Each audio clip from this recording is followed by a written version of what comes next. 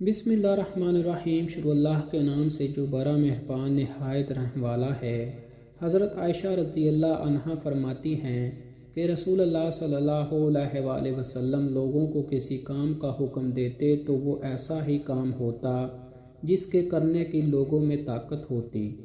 اس پر صحابہ نے عرض کیا کہ یا رسول اللہ، ہم لوگ تو آپ جیسے نہیں ہیں، آپ تو معصوم ہیں اور آپ کی اللہ پاک نے اگلی پچھلی سب لغزشیں معاف فرما دی ہیں، اس لیے ہمیں اپنے سے کچھ زیادہ عبادت کرنے کا حکم فرمائے۔ یہ سن کر آپ صلی اللہ علیہ وآلہ وسلم ناراض ہوئے، حتیٰ کہ گفگی آپ صلی اللہ علیہ وآلہ وسلم کے چہرے مبارک سے ظاہر ہونے لگی۔ پھر فرمایا کہ بے شک میں تم سب سے زیادہ اللہ سے ڈرتا ہوں اور تم سب سے زیادہ اسے جانتا ہوں، تم مجھ سے بڑھ کر عبادت نہیں کر سکتے۔ سبحان اللہ۔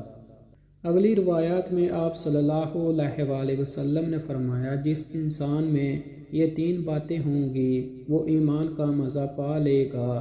ایک یہ کہ وہ شخص جسے اللہ اور اس کا رسول ان کے ماں سوا سے زیادہ عزیز ہو، اور دوسرا یہ کہ جو کسی بندے سے محض اللہ ہی کے لیے محبت کرے، اور تیسری بات یہ کہ جسے اللہ نے کفر سے نجات دی ہو، پھر دوبارہ کفر اختیار کرنے کو وہ ایسا برا سمجھے جیسا آگ میں گر جانے کو برا جانتا ہے۔